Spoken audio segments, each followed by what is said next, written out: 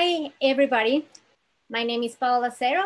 I am the marketing manager at Latin Cougar, and I am super happy to have you all here today at our ADAPT webinar series presented by the Latin Canadian Business Network and Latin Cougar.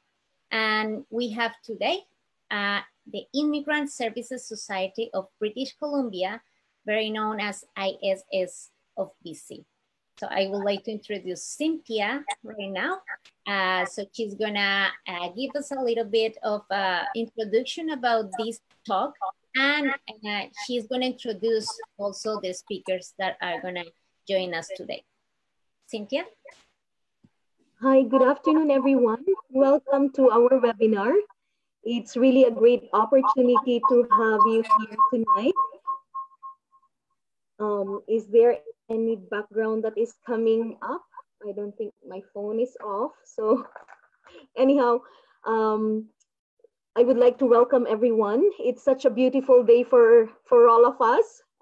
Given our scenario, we are here on our own trying to connect, right? On a different platform, but it's really nice to connect in spite of all these things. It's really nice to see a lot of people joining us tonight. This is a collaboration between Latin Cougar and ISS of BC. So without further ado, I would like to introduce our Assistant Manager for the Career Path Program of ISS of BC, Ms. Mary Texan. Hi, Mary.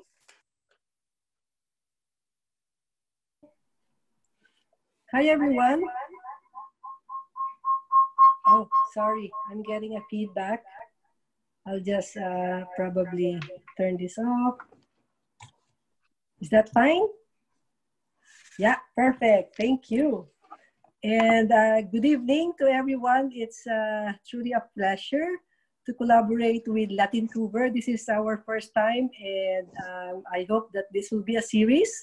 Thank you for coming over and being on time tonight. So we will be presenting to you. It's just 1.5 hours, so we would like to take 1.5 hours of your time, and we could guarantee that it'll just be valuable time for you instead of going out. I know it's a lovely day outside, so we'll try to provide value to your evening, okay? So let me start off with an information about ISS of BC. So ISS of BC has been collaborating since 1972. So we were born 1972, and with a lot of organizations. Have you heard of it takes a village to raise a kid, right? So Latin Cougar, of course, is one of our community partners, and we're also partnering with a lot of work BC centers, the neighborhood houses, the Vancouver Public Library.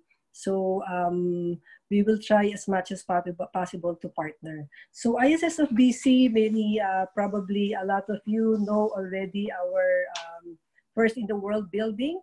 It's a one-stop shop for immigrants and refugees, and it's located at the, what's that? The SkyTrain station of Broadway, okay? So just feel free to come and visit us, and we will give you a tour right after the COVID distancing, okay? And ISS of BC is providing a lot of services. We have we're servicing 23,000 clients per year. And there are 3 major services that we're providing. First is settlement. So settlement, it's a multilingual service ranging from personal counseling and wellness. I could hear some feedback, Cynthia. Maybe. Sorry. I'll just fix this. Okay, it's better now? Perfect, thank you. All right, so our first service was settlement. And the second is language training. This comprises both government funded and fee-for-service training ranging from pre-literacy to workplace-focused English. Some are fee-for-service and includes career and diploma courses. Okay, so it's like a work and study program is part of this language training, and it's run by our language college. Okay, we have an ISS of BC college.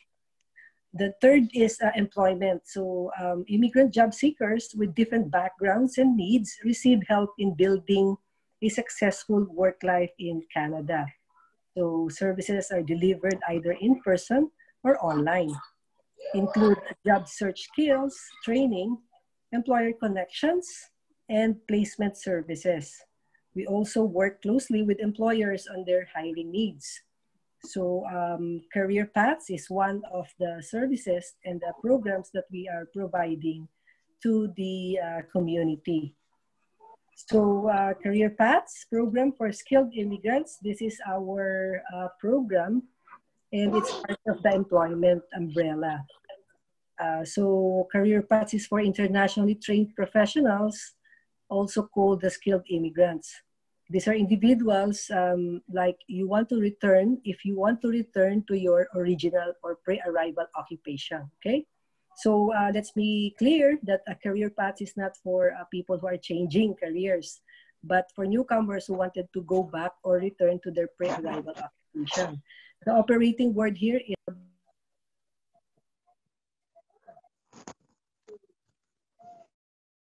okay. So I guess that's it for ISS of BC. Probably the next speaker will be, who's the next one? Joseph? Can I turn over to Joseph? Yes. Can you hear me? Yes. Can you hear me? Yes. Yeah. Thank you all for joining. I'm Joseph Lopez. I work with Mary and Cynthia at the Immigrant Services Society of BC, and I am an employer relations specialist. Tonight we're talking about entrepreneurship, and you are probably in a webinar tonight because either you're thinking of starting your own business, or you are in a business right now and you just need some additional guidance on how to make your business entrepreneurship more successful. Well, the Immigrant Services Society of BC has two programs that will help you at whatever stage you are. It's called to Spark and Ignite. Spark, an idea to start a business, and Ignite to rather spark an idea of a business and Ignite to start a business and keep on going and be successful. Let me go to my notes here so that I could be clear about what they are. Spark is designed for immigrants and refugees who are thinking of starting a business, but who are unclear about your business idea and you need to refine your plan. While Ignite is for those with a clear business idea, but you require the know-how on how to start one. Both services are at no cost to the participants. You do not have to pay anything. And to talk more about these programs, we have two speakers. We have Saleh Altaf, who is the Assistant Manager for Start and Ignite. And with him is John Baxter, who is the Case Manager for Ignite. So I turn over the screen to you, Saleh. Perfect. Can you hear me clearly? Perfect. Thank you for having me, Career Paths. What I'm going to do, I have a short presentation prepared. I'm going to start sharing my screen if Joseph can give me permission for that. Paula will do that. Okay. Paula, can you can I share my screen with you? Yeah, now you can share now. Amazing, thank you. So let's start my presentation.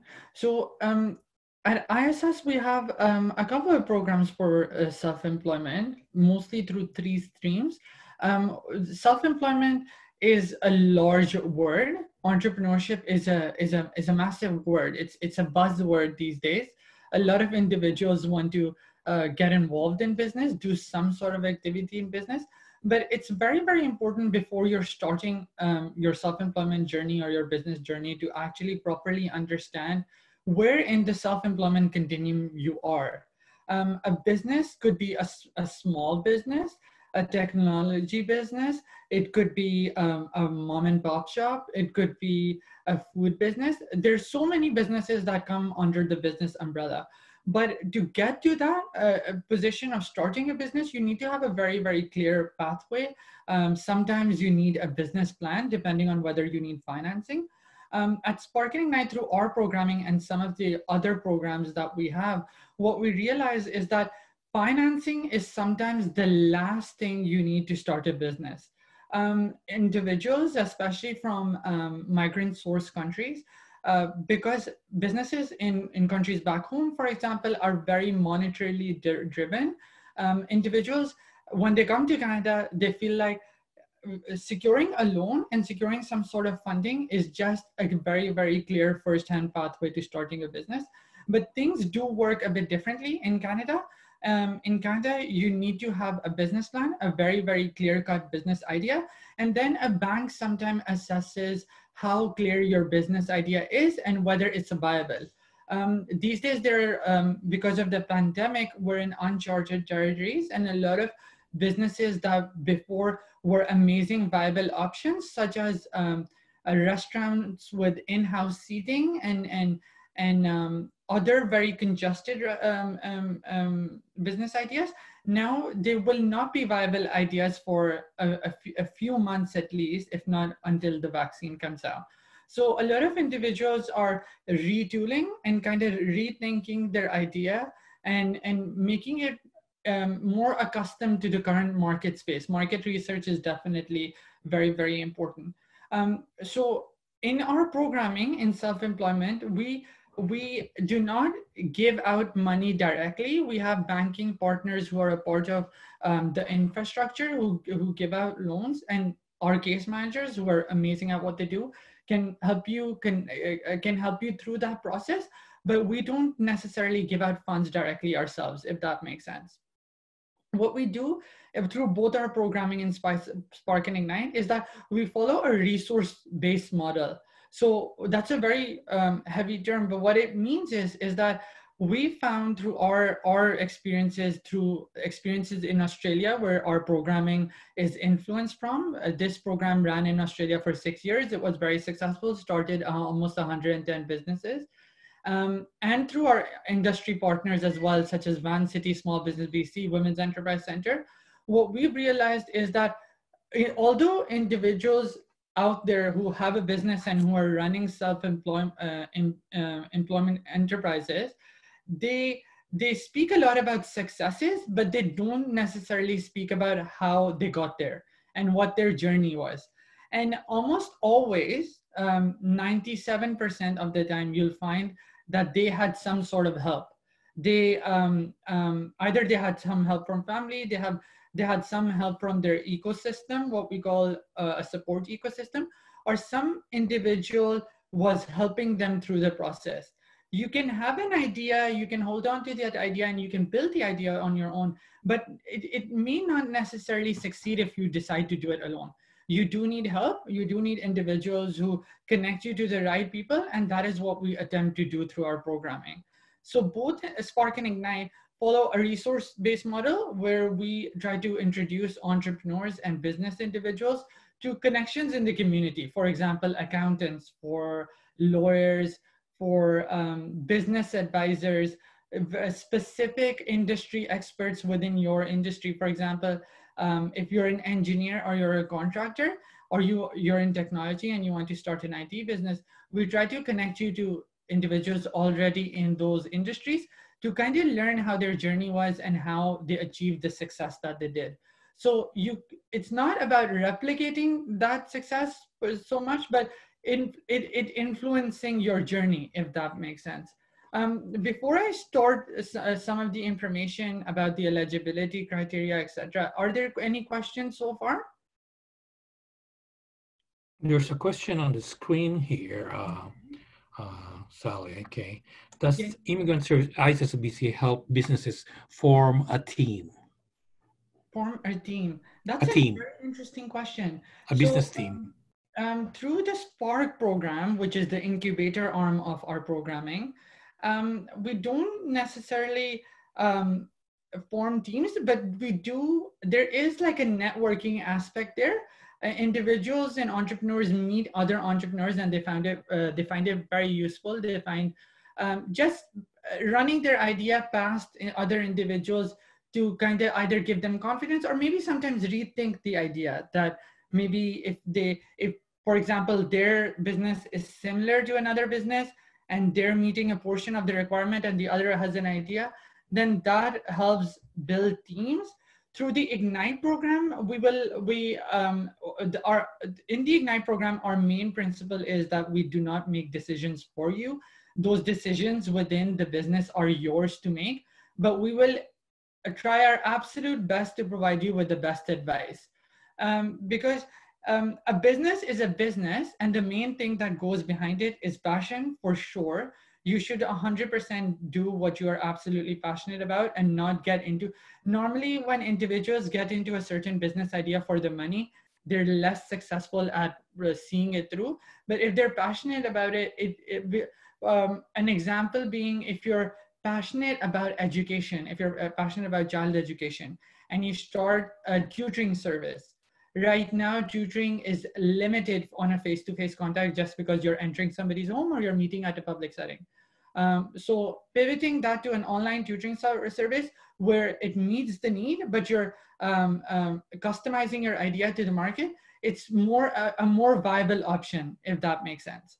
I hope I've answered the question. Does that answer your question, Mariam? Or you want to unmute yourself and ask a follow-up question?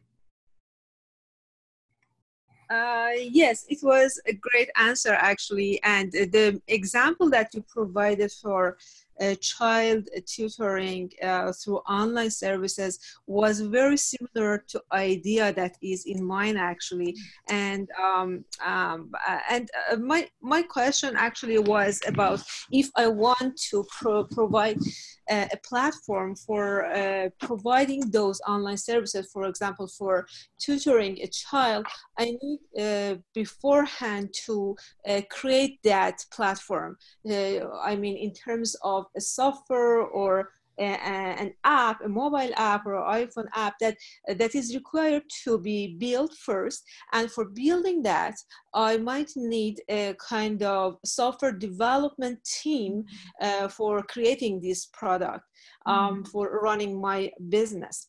That's why I asked, is there the opportunity to provide these kind of special and expert people in, for example, software development for me as an entrepreneur to proceed with my business? So, Mary, thank you for more information about the question. What you're saying is spot on. And right now, because we're in sort of like a slump in business activity, it's not the longest slump. There's a lot of government aid behind it. So we should ideally rebound really quickly in the self-employment sector. But because of a downturn in activity right now, because of the restrictions obviously in BC, it's a very, very, very good time to work on infrastructure, as you're saying.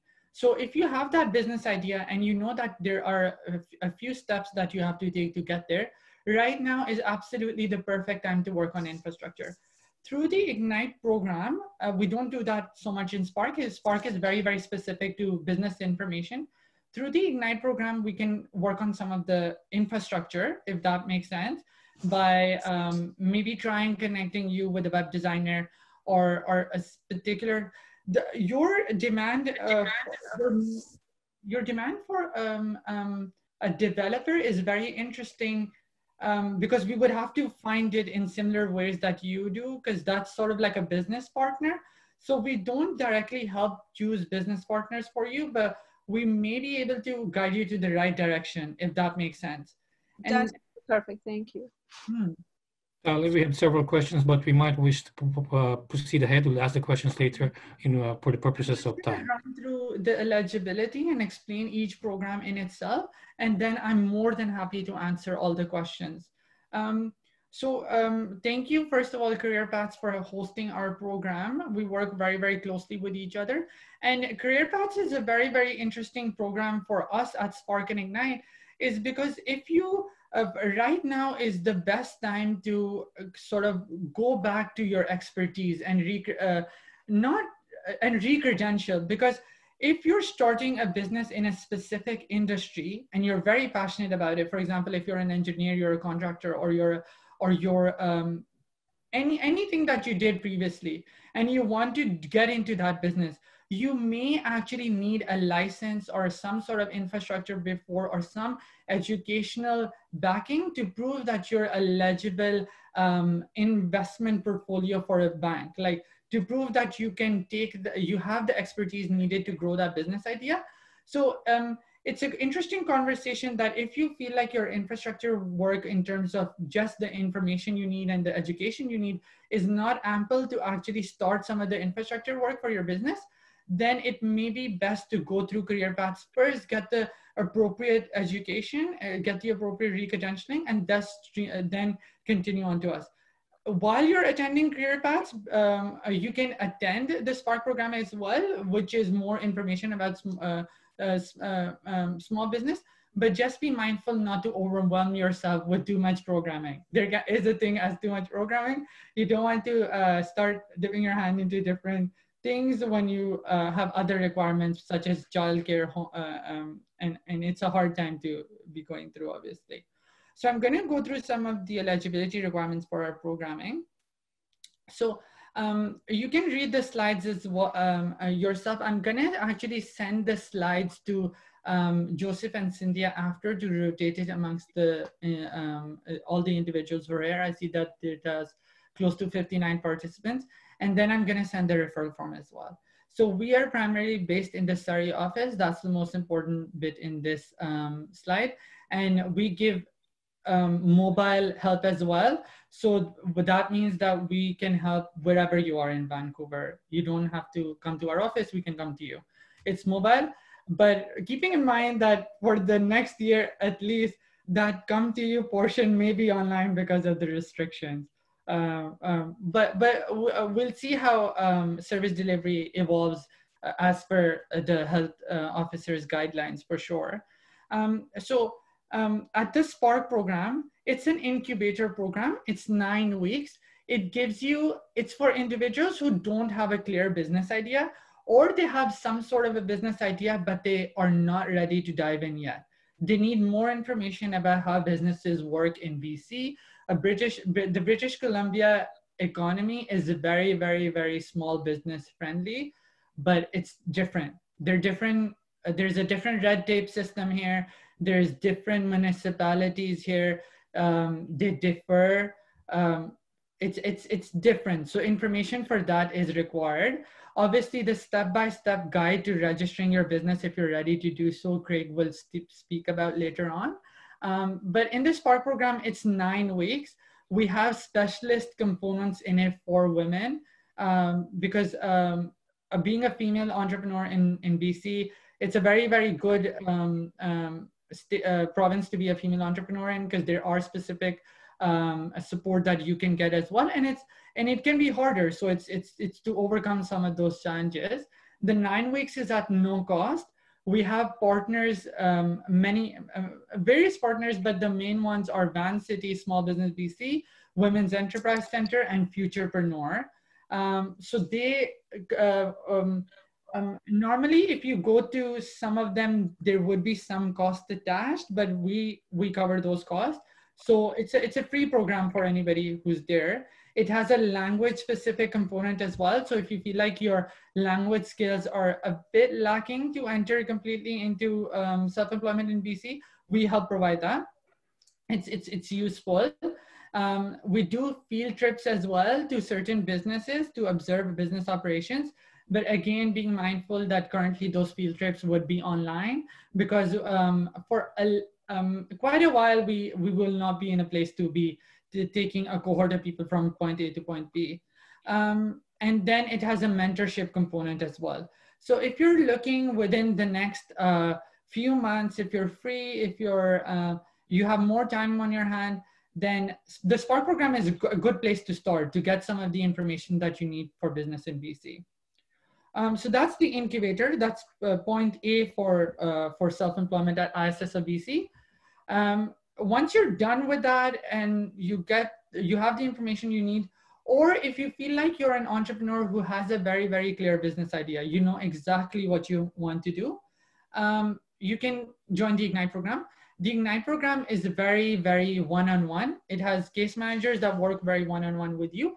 And we try to help to create, we don't do it for you, but we try to introduce you to as many people as possible to kind of build some of the infrastructure you need for your business to succeed. So that may be accountants, that may be lawyers, that may be individuals who will help you through the registration process, that will help you through the name selection process. So it gets into the nitty-gritty of it. So if you are thinking of joining the Ignite program, your idea should be pretty polished. It shouldn't have that many cracks in it, just because business advisors in the Ignite program don't necessarily work on some of the basic information, but actually the infrastructure work.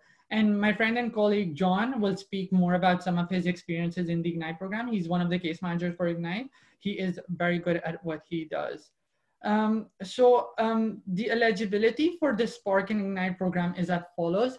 Unfortunately, just given our mandate and because we are an organization that is helping newcomers because of the way we're funded, we cannot accept Canadian citizens at the moment. Extreme apologies for that. We do get a lot of questions around that. Currently, we can only accept permanent residents, protected persons. If you're a refugee with an RB hearing and you get your positive letter, we can help you. We can help live-in caregivers. You have to be a BC resident for sure. And you can be employed, unemployed, underemployed. We don't really care about that. We won't be looking very closely at that. We can also accept you if you are on EI or if you're EI eligible, but it doesn't matter if you're on it or not. So the Ignite program, the referral form is basically you go onto this website, this one, the link is here. I'll send the referral form directly to Cynthia and Joseph as well, so they can circulate it. You fill that form out and you send it to the Spark and Ignite at issofbc.org email, and we should get back to you within a few working days. Currently, we have limited capacity, but we do have some capacity within the Ignite program, but the Spark program does have rolling capacity, so it should be a very, very good program for those interested if they want to figure out more information about how small business in BC works. I can take questions now, actually, and then I'll pass it on to my colleague, John, to speak more about the Ignite program. There are several questions here. Okay. Can I be part of the program while working full-time? Absolutely. It has an online component. It's very flexible. You can request the case manager to meet you after hours, but it is at the case manager's discretion, but you can request. You can absolutely join. There are videos and materials online.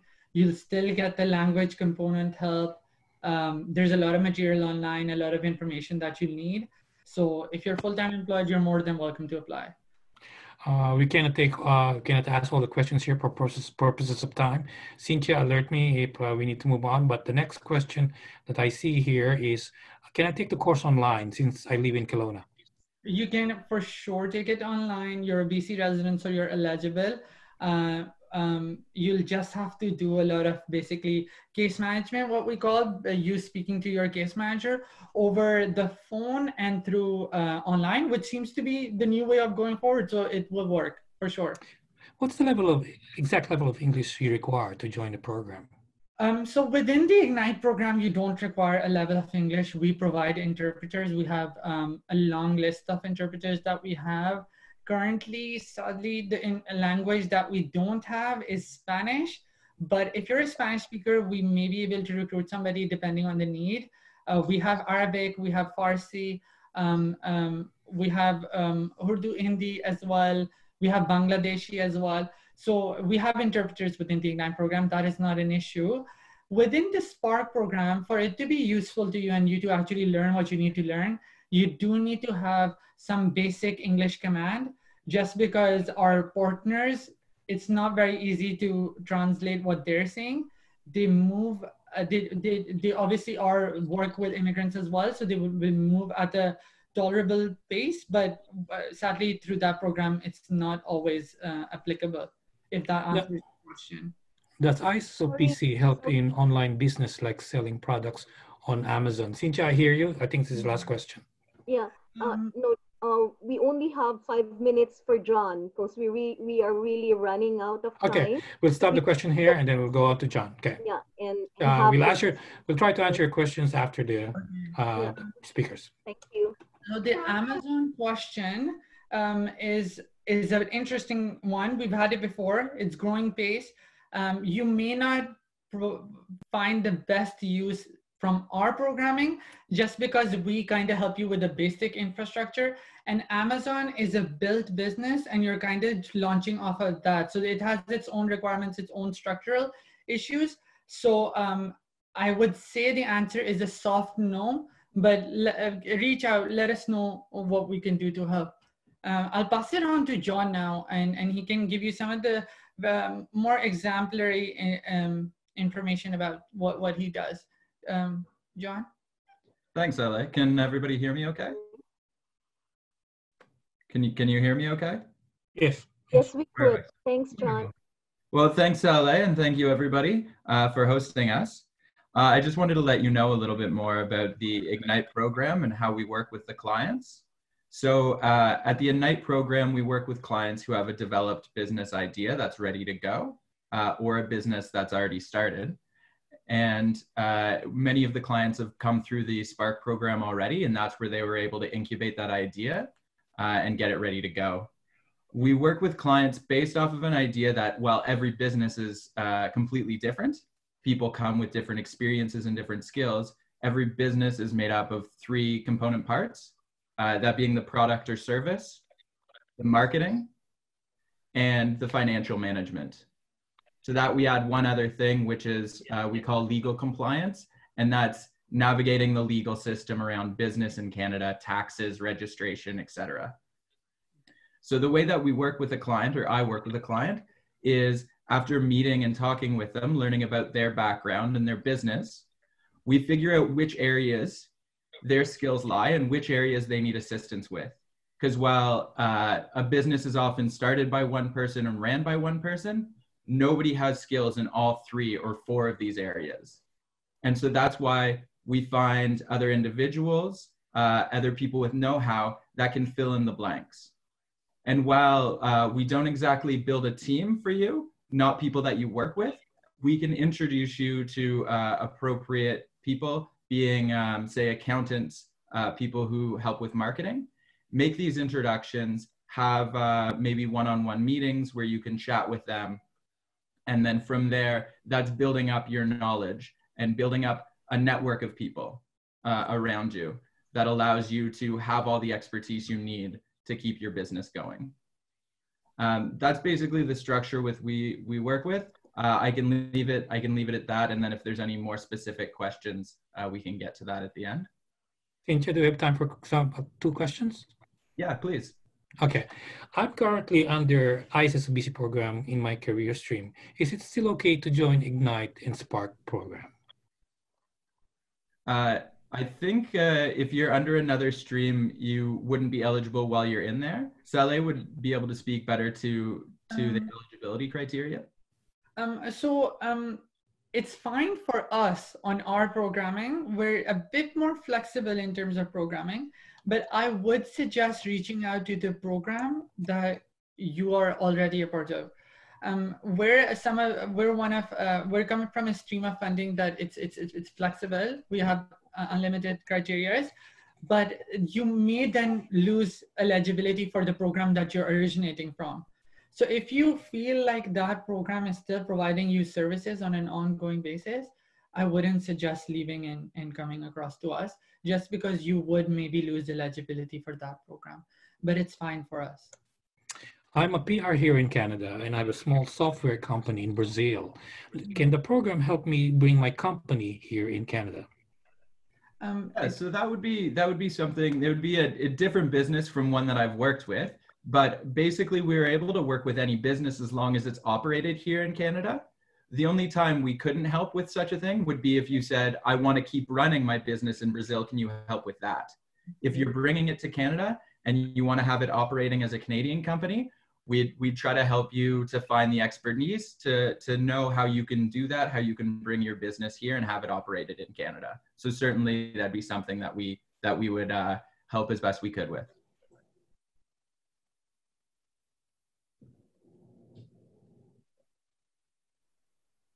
For people whose questions we cannot ask, how can they contact you?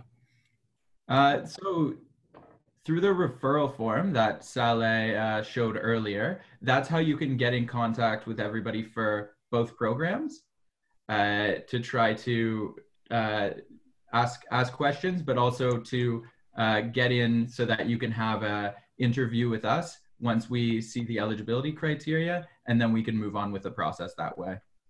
Cynthia, can I ask one more question? Yeah, you could. One last. Okay. The question is, do I need to have experience with the business that I am interested in? So having experience in the business is always helpful, but it's not necessary. If it's something you're passionate about and something that you want to move forward with, that's really the only criteria you have to have. Experience, no, because you can learn that, but passion, you have to have that because you have to want to move forward with this. Because starting a business, especially one in a new area, will be difficult and there'll be hardships. And it'll be that passion that really pushes you through. Thank you, John. Saleh Altaf just posted an email in the chat on how to contact both of them at Spark. The email address is spark@issbc.org. Cynthia? Thank you so much. Thank you, Saleh and John, for the wonderful explanation of how we can participate into your program. And it's really nice to hear that, yeah, you are able to help everybody else, except that there is a bit of limitation in terms of how our program is being funded. And that's why I feel sorry that the same thing, if you are a Canadian citizen, it would be difficult for the program to help you or assist you, because we have other programs as well, which is under the stream of the government, who will cater to that area, right? And that's why those limitations, it is beyond our reach. And it's really sad part. I really recognize that, because it seems that we have such a very nice program in your area that we can refer people to. So thank you so much for that. And for our next speaker, I would like to introduce Sadaf. She is a senior modern workplace consultant for a Microsoft partner company and a Microsoft alumni herself. Sadaf also runs a small business and has used LinkedIn as a vast amount to build her online brand. So here we would like to understand more from Sadaf how we will be able to market if we are to start marketing ourselves. And it's not just true for entrepreneurs to be marketing, but for us as employees as well, as individuals coming into Canada, and we want to work for a certain company. We want to show our skills, our talents where we are trained. So we look forward to listening to Sadaf. Hi, Sadaf, how are you? Hi, Cynthia. Nice to officially meet you. Thank you for the wonderful introduction. Hi, everyone. Thank you. Sorry, I'm sitting in my room and the sun is setting and super bright. I didn't put the blinds down. Let me just cover this. That might be better. Okay. My name is Sadaf Rahimi. I'm actually, first of all, an immigrant myself. I'm originally from Afghanistan. My family immigrated here about almost 17 years ago now. So I'm not new, but I'm an immigrant. And when we first moved here, a couple years in, my dad actually started his own business.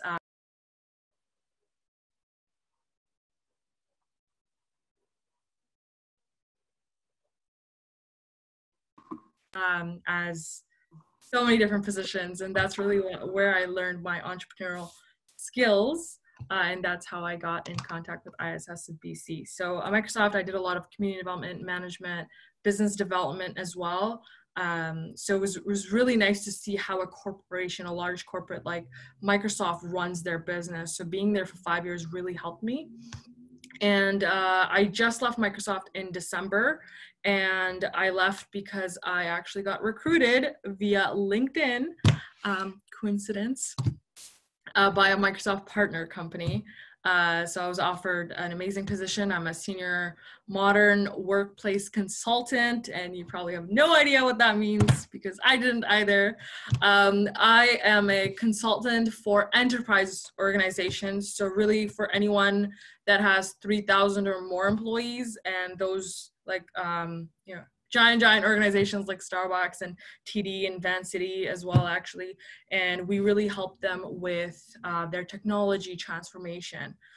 So I work on consulting enterprise businesses with technology, which sometimes I'm like, I can't believe I'm in this field. I didn't go to school for that, but it brought me here for working at Microsoft. And last year, around September, I started my own business. My mom's always wanted to, you know, start a coffee shop or something here and just like stop working her 9 to 5. She's a seamstress. So that's always been her dream. So what I did in September, I was like, okay, like, I've been thinking about it for years. I'm like, what should I do? And finally, I've been a big fan of charcuterie. If you don't know what that means, that's just meat, cheese, and fruit platters. So one day I talked to my mom. I'm like, hey, like, what do you think about, you know, making charcuterie platters? You know, putting meat, cheese, and fruit together, and making it super pretty, and we'll sell it from home. And at first, you know, sell it to my friends, and that's exactly what I did. So in September, honestly, I thought about it for about 5 days, maybe less. And right away, because of my experience on Microsoft, I kind of knew what went behind it in terms of technology. So I went ahead and I bought an Office 365 license for Office 365 for business. And I knew that I'm totally not promoting this. I truly believe in it. And I knew that having Office 365 would truly help my business because everything is in one place. You have a CRM system, you have email, it hosts your own domain, and you have, you know, PowerPoint and Excel, which all the tools that you need, and Teams for conferencing and things like that. So I bought that license right away, and then I bought a domain on GoDaddy. And that was really important, buying the domain at first. It just really, I think, validates your business at the start and builds your brand. So, you know, depending on what you're selling, in my case, it's charcuterie. I'm sure many of you have all sorts of ideas, but for me, it was charcuterie. And my vision was, you know, I'm going to start this as a home business, but I want it to be official and I want it to be legit. So I want to have a domain and I want to have a website. You know, I don't want people to just e-transfer me money and DM me on Instagram and that's how they want to order. So like from the start, I was like, I want to make this serious, and I did. And I was like, I want to go after the businesses that are going to order this for their events and things like that. So honestly, it went well, and I actually kind of got lucky in a way because I was working a full-time job at Microsoft, and one day I fell down the stairs and I tore a few knee ligaments, and the doctor said I couldn't go to work for 6 weeks. And that was a few months, like 2 months after I started my business. So I was like, what am I going to do? Stay in bed every single day. So I started really working on my business because I really literally couldn't get out of my bed. There was nothing I could have done. So I just opened up my laptop. I started taking photos of, my mom would make the boards and I would take the photos and I would put it on Instagram. I made ads on Google and things like that. And by the time it was Christmas, like honestly, it blew up. Like it got so busy that I had to stop orders and like be like, no, stop. I'm like on my website.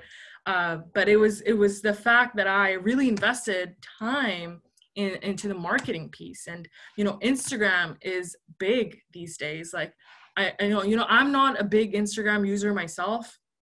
You know, I obviously grew up with social media and Snapchat and Twitter and all that stuff, but I'm just not on it all the time. But I realize that everyone else is. So depending on what your business is, you got to figure out your niche. If you're selling food, you definitely need an Instagram page. Like 100%. You have all these foodies on Instagram that are going to promote you. And if any of you are thinking about having a food business, start it from home, like first thing, and look out for some foodies in Vancouver and ask them to promote your business and offer them a free dinner or platter or whatever it is that you're making, if it's a cake or whatnot, and they'll promote it, you know, especially when you're starting out, they usually do it for free. So you don't have to pay, and that will reach thousands and thousands of people. And marketing on Instagram will tell you exactly who it reached, who visited your website, who clicked buy, who emailed you. You can see all of those insights on Instagram. And then there's Facebook.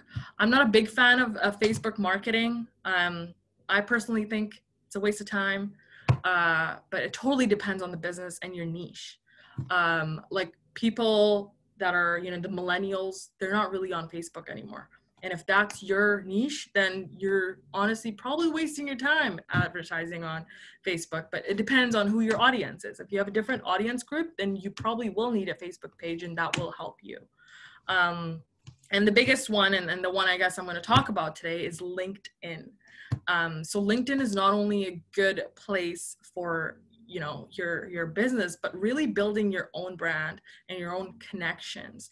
Even if you're an employee at ISS BC or you're unemployed, no matter what, having a LinkedIn profile and having a proper headline, a good bio, and good descriptions of really what you did can make a big difference in not only your career, but in your entrepreneurship life going forward. So for myself, I wasn't, you know, big on LinkedIn a few years back until Microsoft purchased LinkedIn. That's when I really got into it, and that's really when it changed. So I started, you know, putting everything over from my resume to LinkedIn. But, you know, you have to realize that LinkedIn and your resume, although they're very similar, they're very different. You know, resume, depending on what job you're applying for, you're going to cater your resume to that position, right? And you're going to cater to that cover letter to that position. But your LinkedIn really defines who you are in your career, like fully, from, you know, where you went to college and what you studied to, you know, all of your jobs. Like, what did you do in your jobs? And the most important thing on LinkedIn to post under your job description is, what was the outcome? You know, I always suggest when I help with slightly help with resume building is, don't just put in your job description in your LinkedIn, put in what came out of that. You know, I can write as a, you know, business development manager at Microsoft, you know, I did cold calling, or I managed my team, or I, you know, managed my pipeline, but what was the outcome? Right? Like, so yeah, I managed my pipeline, but then, you know, that resulted in, you know, $500 million sale or a 500% increase. For myself, when I was a community development and adoption specialist at Microsoft. So I was doing a lot of Microsoft 365 educational training for public sectors and all the public education in BC.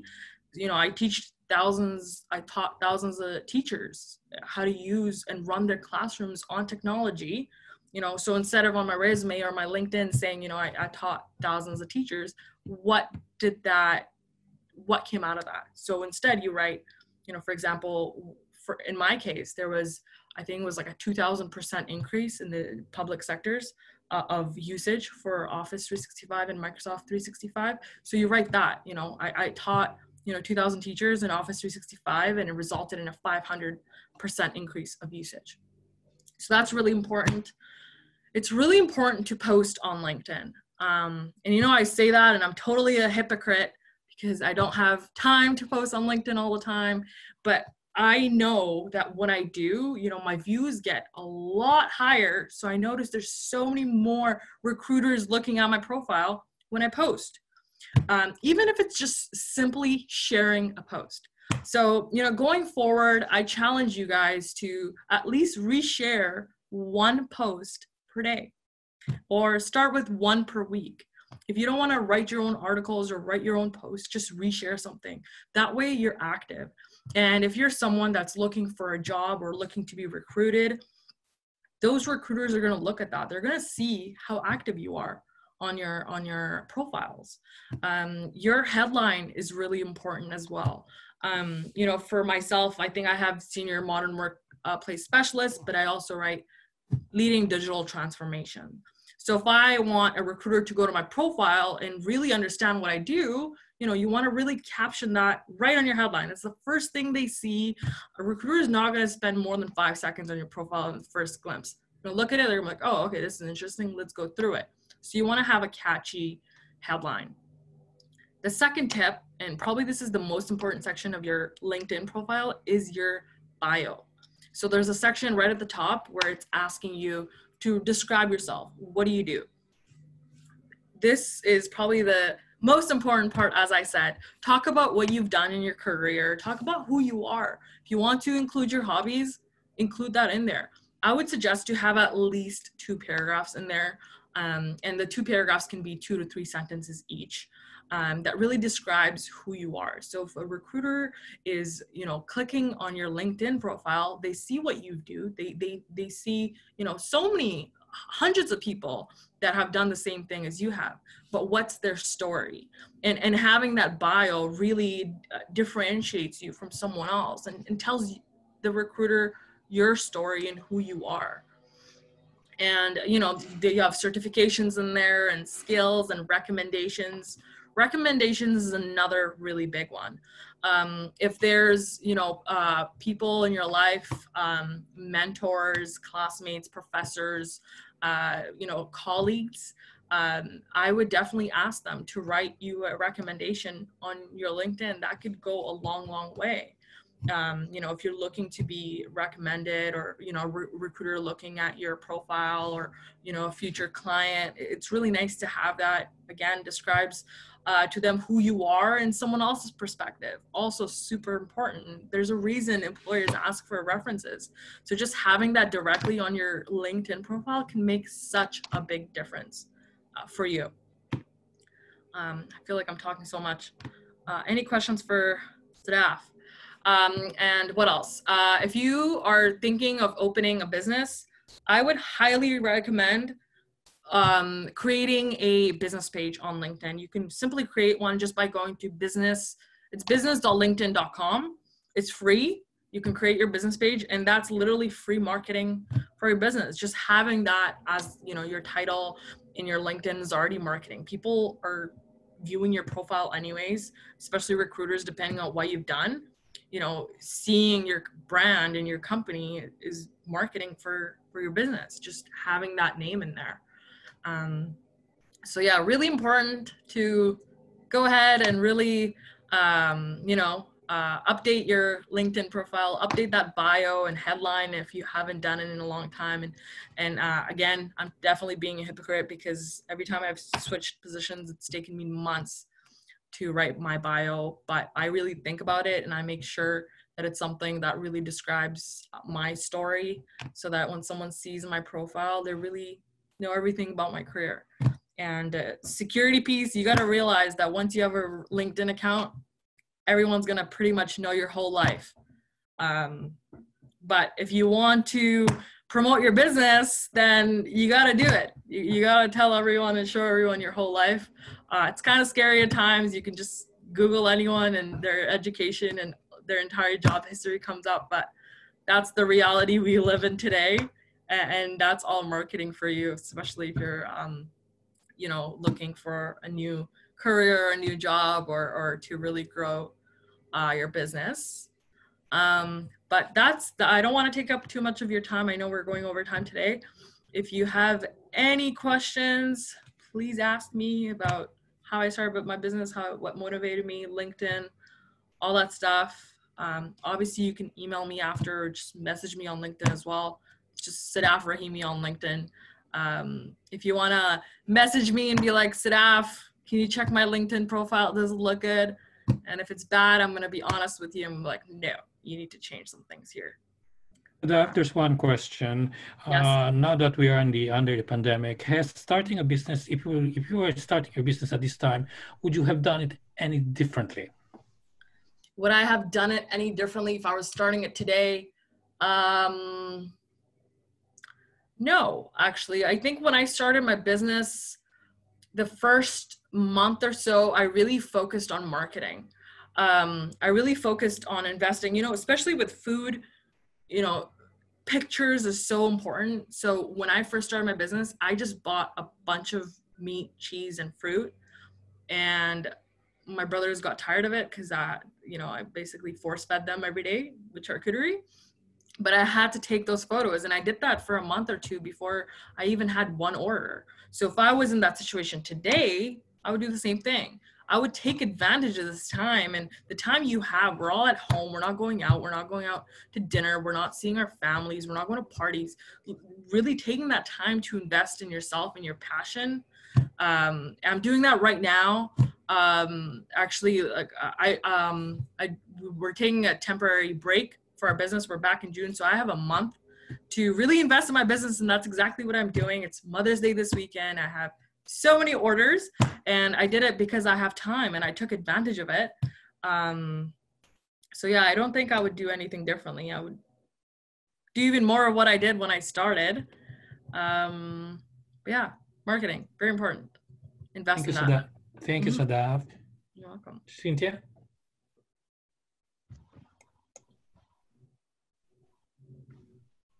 Sorry, Cynthia, you're on mute. Yeah, Cynthia, you have to unmute yourself. Sorry? All right. Sorry about that. I really thought everything is on. Anyhow, that was a wonderful sharing that Sadaf has given. Truly, LinkedIn is the key for many of the recruiters, for most people who wants to find out how is the best way to step in. So at this point, we are going to let Paula share on the screen sample questions that we like everyone to see in relation to what has been shared so far by our three speakers. If you can just briefly look at the poll that we have. Paula, will you be able to share your screen to everyone?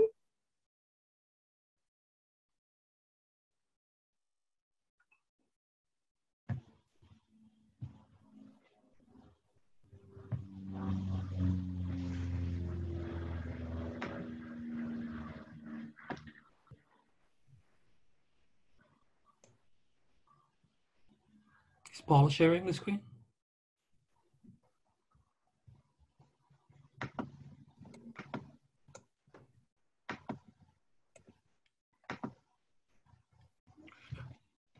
While Paula is sharing the screen, I have a question for the people at Spark and Ignite, Jan or Salaf. Okay, are you there? Can you hear me? Absolutely. Yeah, the question is, I'm interested in this online education business too. I'm an ESL teacher and have been in education industry for a long time. Wonder whether it could be possible to develop a network with people who have similar business ideas. So through the Spark program, we will probably connect you to a mentor who's already doing what you're doing. In the Ignite program, we do a similar activity, but it's more so that leads to some sort of capacity building within your infrastructure. So whether it's directly helping you in the short run for some business infrastructure activity. If you're looking for a long-term network, I don't know if you have heard of meetups. There are websites for meetups and specific entrepreneur grouping websites, which connects you to individuals within your interest group. So if you're looking for like a long-term network of individuals who have a similar idea who are working on it, then meetup groups are very useful just to bounce some of your ideas. But we would provide you with more so one-on-one help, if that makes sense. Just because our aim is to get you to your destination as quickly as possible. We don't want you to be unemployed for a very, very long time and have some of the dissatisfaction when it comes to the business creation process. So we try to get you there faster. So networking groups on a long-term basis may not be a viable option through our programming, if that makes sense. Do you have time for one more question, Cynthia? Yes, yes. Okay, question to anyone. Speakers, where can I get to know which businesses also require a license apart from registering a business? or registering a business is also a license? They're not the same thing at all. So a license and a registration is very, very different, especially in the Metro Vancouver area. We have very, very strong municipality boundaries. So for example, if you have a certain, for example, a food truck, right? You get the license for that in Surrey and you go like, oh, it's nice out there in Squamish, so I'm gonna drive the food truck to Squamish and sell my food there. No, you can't do that. You need a municipality license for Surrey, and you need either a cross-boundary license for Squamish, or you need a license for Squamish. So a municipality license depends entirely on the business idea. This may not be the best example to give, but we had an individual who wanted to start a hookah bar, right? Which is a shisha bar as it's known as in the Middle East. So that individual did not secure any license for Burnaby because all the licenses were sold out. So they had to search for a specific license in Abbotsford. So they're very, very different elements. They're divided amongst industry types, amongst your specific idea. So if your idea needs a license or once you register the business, you're done with the registration. It's registered in the state, in the province of BC. But if you're looking for a specific license, which is tied to your industry type, then you have to look at the municipality for the license. Or for certain businesses, you could get like a cross municipality license, which is a bit more expensive. There is red tape there, but then it will make you more flexible on, for example, a cleaning service. Then you can clean in Surrey, you can clean in Vancouver, you can clean in North Van. But if you just have a license for cleaning in Surrey, you can only clean in Surrey, if that answers your question.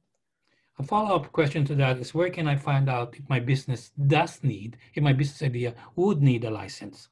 Where can I find out? Use Mr. Google or Mrs. Google. You know, that's the best way. Google is very interactive with licenses, we've learned. So if you want to know, just type whether you need a license to do this business.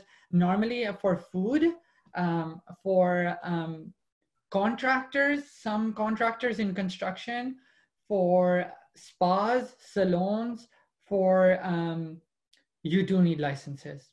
It's just there, you do need licenses from the city, just because the city has to plan congestion and plan exactly how much occupancy and demand they have for a certain type within that area. There are certain cities within the Metro Vancouver area that are very, very generous with licenses, some that are not so generous. So doing your research around that definitely helps. And maybe they can email you, Saleh, right? Okay. Our previous speaker, Sadaf Rahimi, posted on the chat line her email address if you want to reach her, sadaf@charcuterievancouver.com, or on LinkedIn, linkedin.com/in/Sadaf-Rahimi. Do we have time for one more question, Cynthia? We might postpone that for the last one. Okay. And I think partially the question there is already answered by Saleh. Thank you so much, Saleh, for that wonderful explanation of how the licensing would work.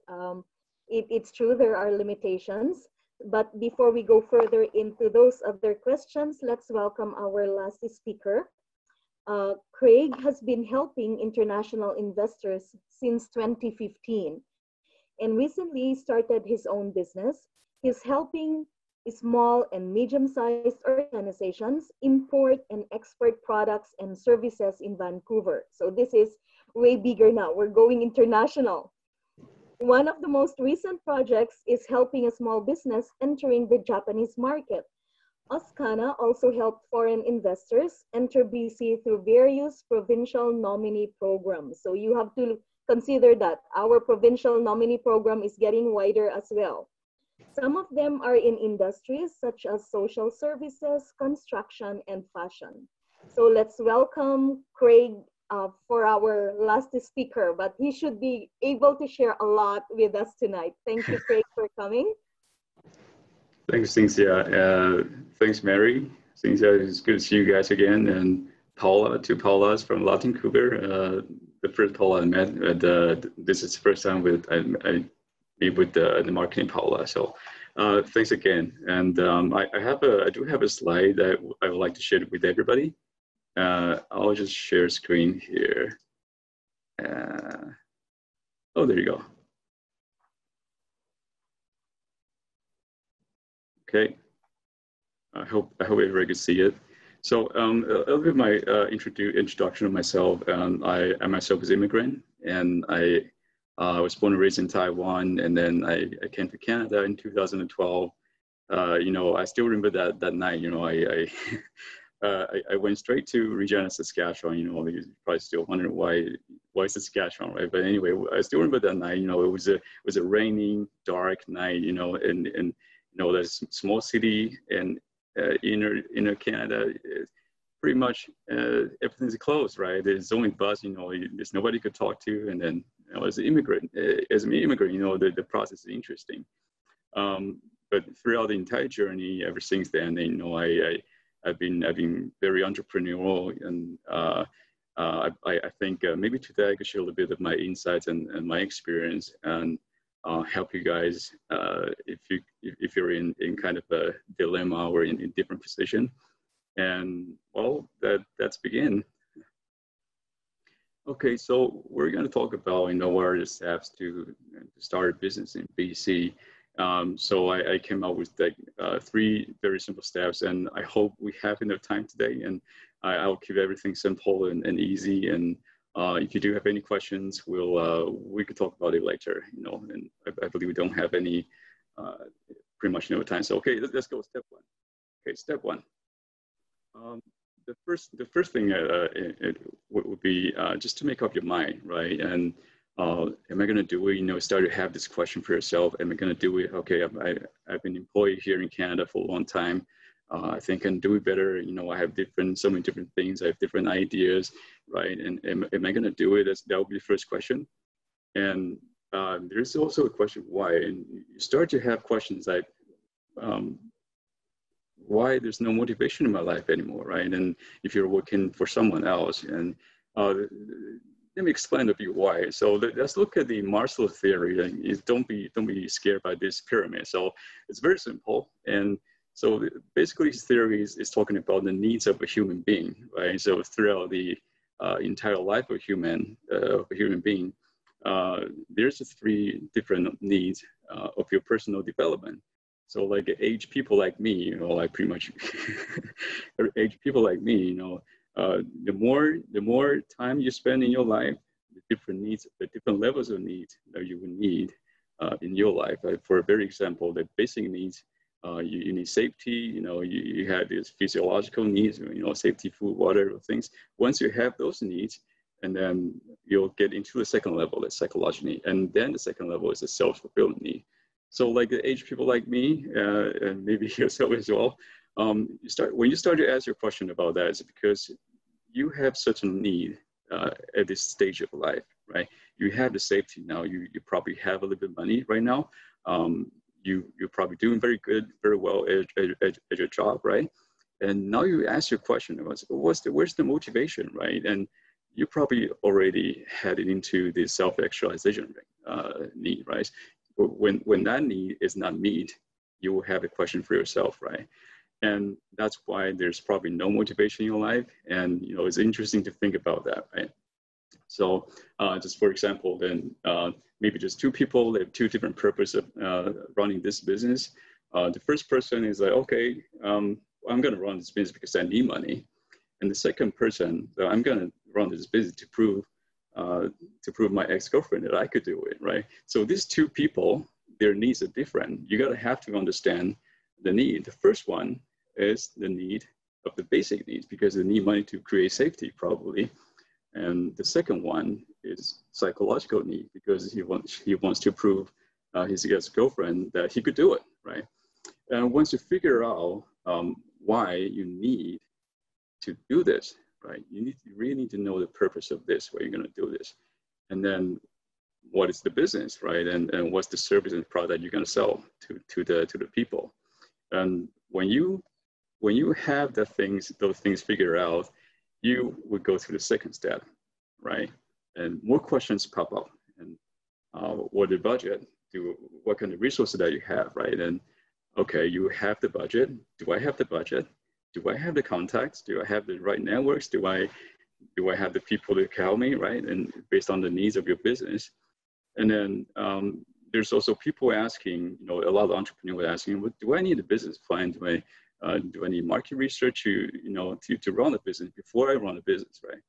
And for me, myself, for my business, it's like, yeah, I do need to know those information before I step into this, right? And some very simple example is that, so throughout the Provincial Army program, one of the very first things that provincial government asking those investors to provide would be the business plan, because they want to know, you have to clearly understand, every tiny little detail of your business, the strategy, even the finance for the next 2 to 3 years, right? And all those details they will want to know before you come to Canada to run your business. And also it's based on your need, right? Do I need those things?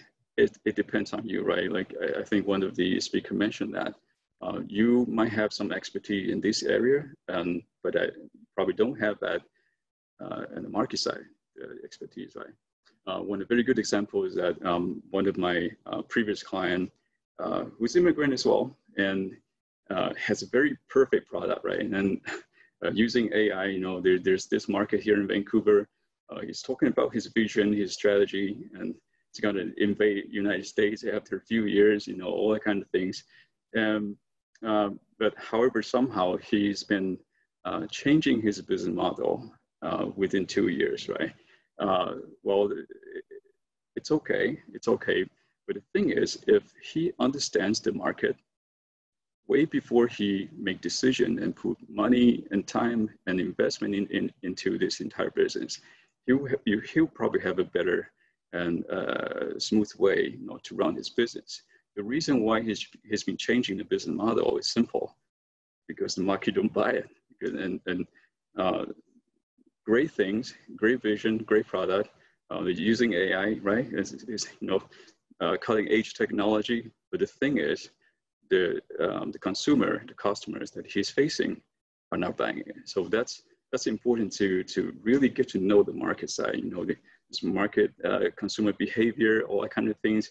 You need to know what's really going on over there, right? So you could target them and put your money and time in the most efficient, effective way. Okay. So is it going to work? That's an interesting question. So in his mind, when he was talking about the vision and talking about the strategy, everything is perfect, right? And that is a perfect world, an ideal world that is created, right? But somehow there's still a gap between his world and the reality. So it's important to kind of understand, to build a linkage between those worlds, right? A lot of entrepreneurs, they're very good at those. They're stubborn. I'm stubborn as well. I believe you guys are stubborn as well. So, and you have this great ideal world that's going on right now. But you also need to kind of understand, to build a linkage between those worlds and to make sure that it's probably gonna work better in that way. Combine them together. Okay, once you have those things figured out, and well, the third step is basically just do the technical things. There are a few different types of business like this. Sole proprietorship, and there's partnership. As you may know, MMP, LLP, KPMG, LLP. There's LP, there's corporation, incorporated, there's limited, LLC. Which one you want to pick? These are the questions you have to think about. And one of the very good reason why there's so many different legal entities for business is because for the taxation, right? Because the corporate rate, tax rate is actually lower than personal income rate. So, and what's next? And you need to come up with a business name.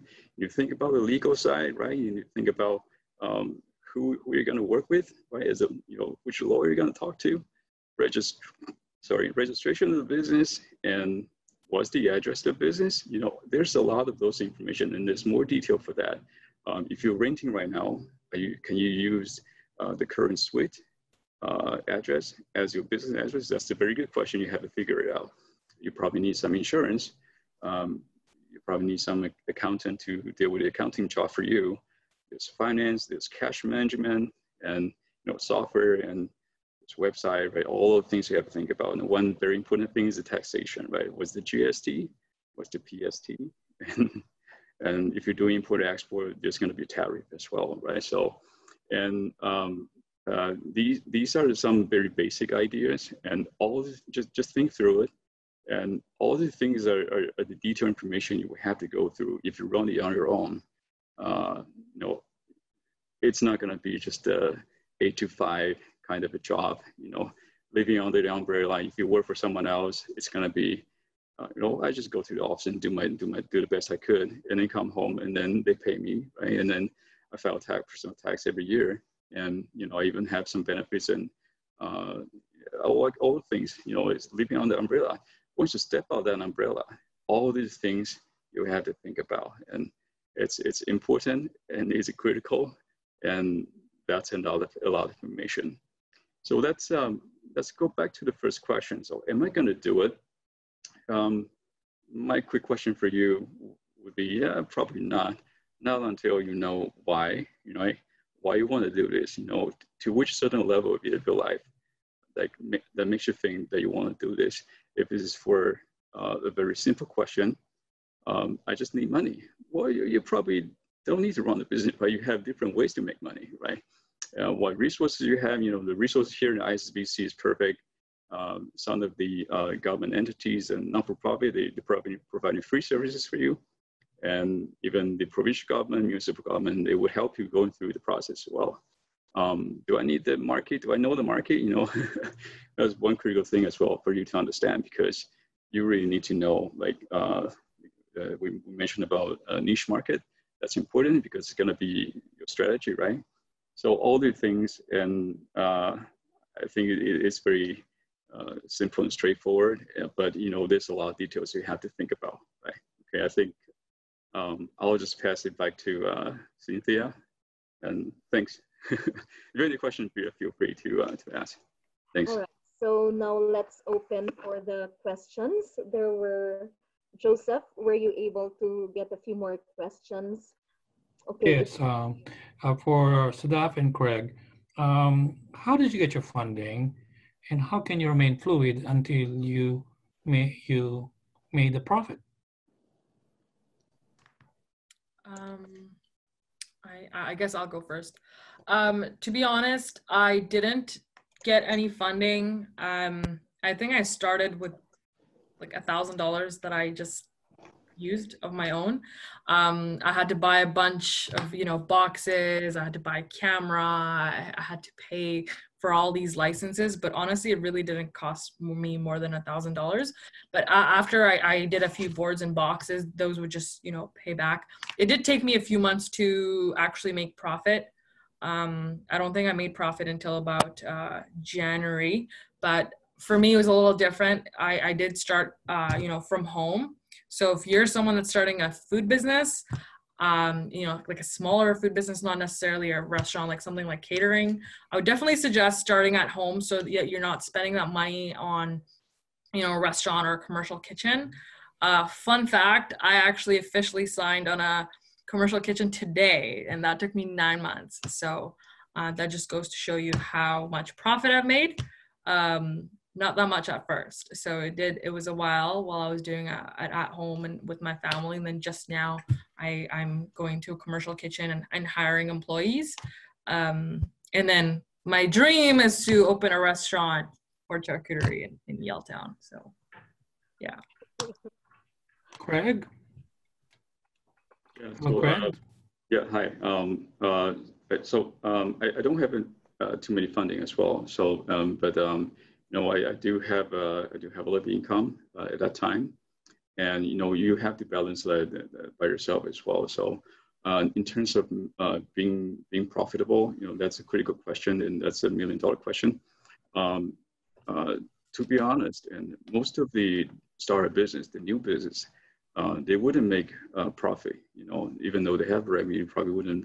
They wouldn't be break even until maybe the second or third year of the fiscal year.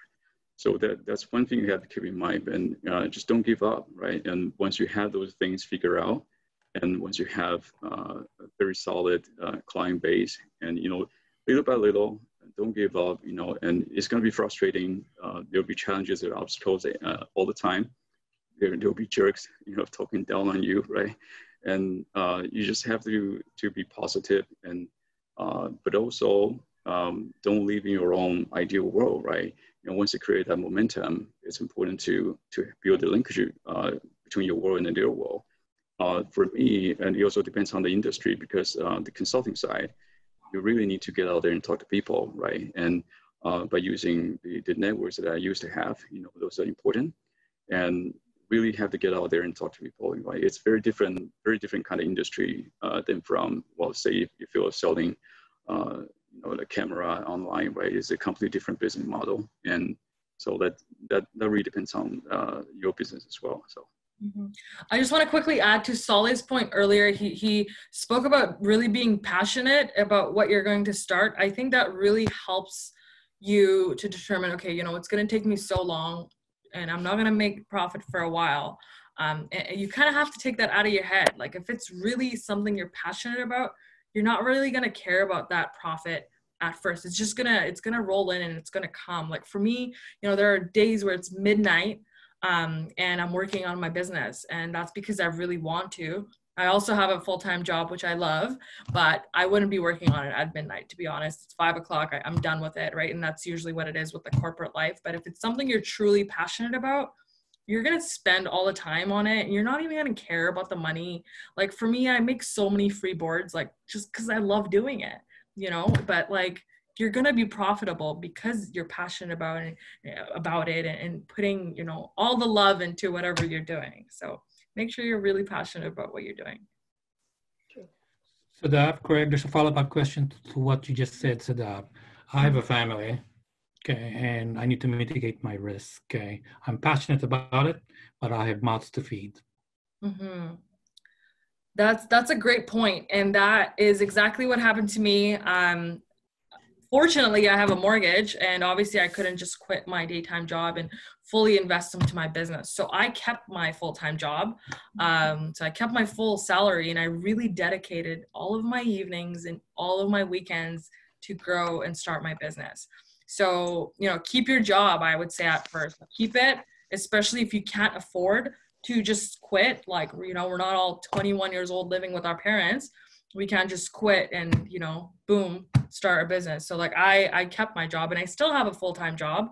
But you really, like I said, you have to put in the time. You come home from work 6, 7 p.m. and you want to grow the business, you got to stay up. You got to stay up till 12, 11, whatever it is, 2, 3 hours a day.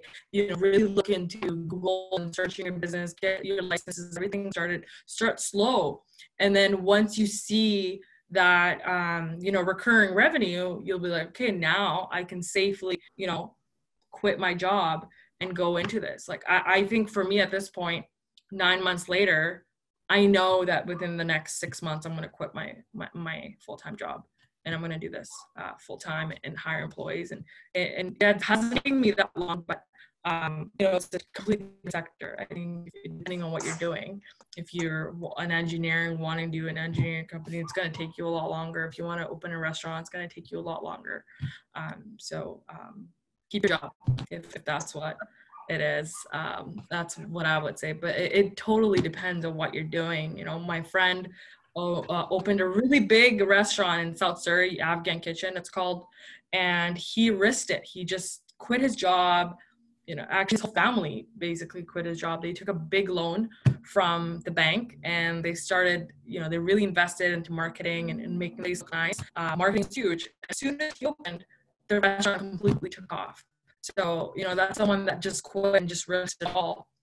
And then there was me, where I was like, I can't afford to do that. I have a mortgage to pay. I can't just risk this. So it depends on the business.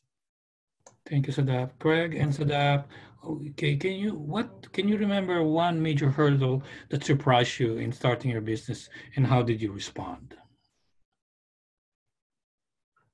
I got to think about this. Craig, if you want to go first.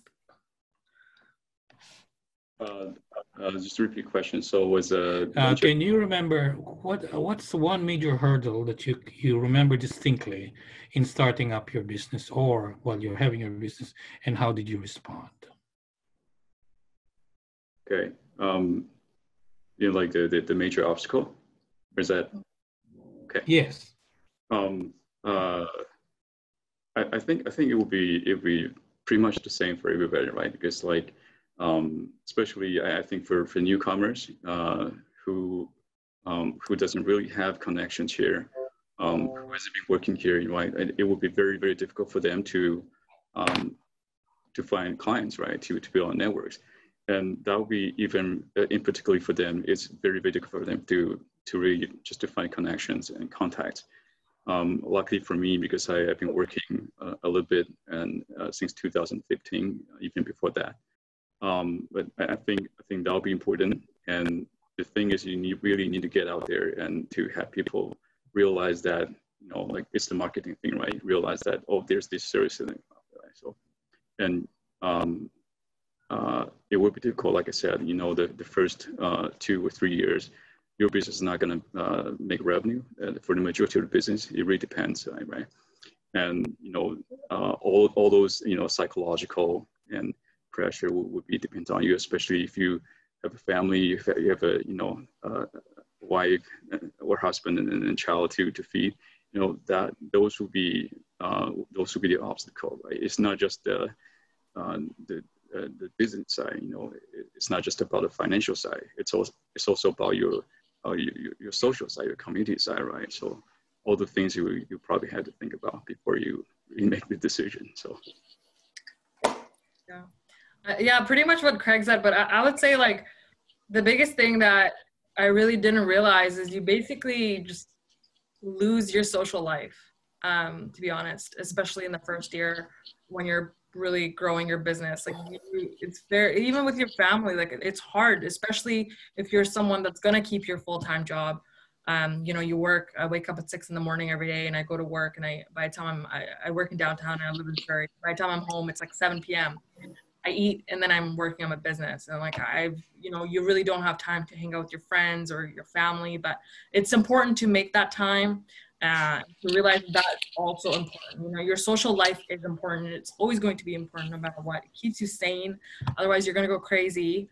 So I would definitely say if you're starting your business and you're keeping your job and, you know, working hard times and long hours to really give and leave some time for yourself, whether you're working out or going for happy hour once in a while. Funding in my situation wasn't, you know, a problem, just because of the, you know, my business was small. There wasn't a lot of cost involved, but there still is. So I would say you definitely need a couple $1,000s in savings to start. And to be honest, a couple $1,000s is really not that much.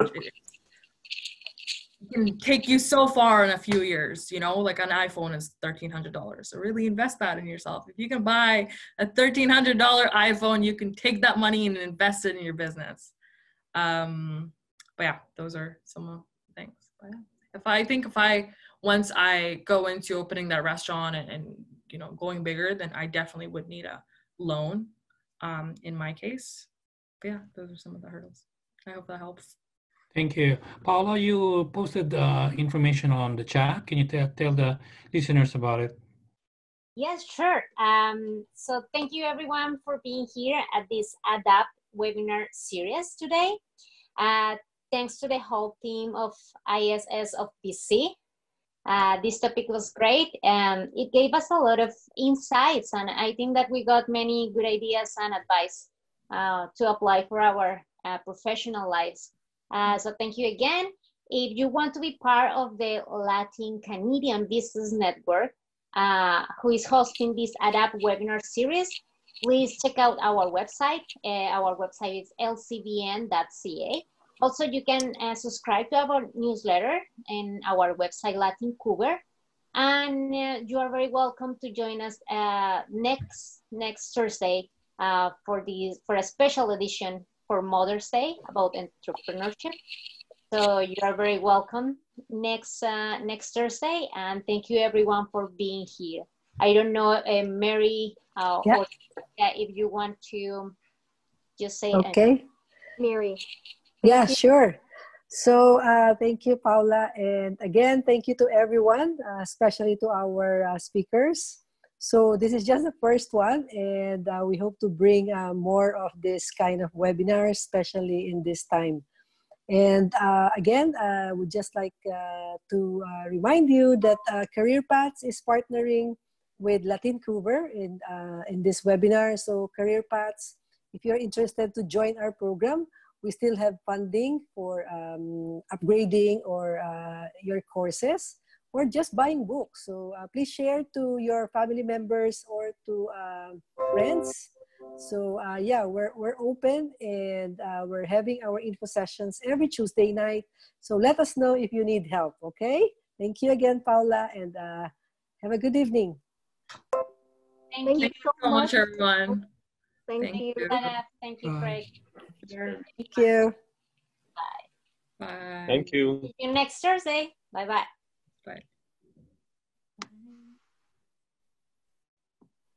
Bye.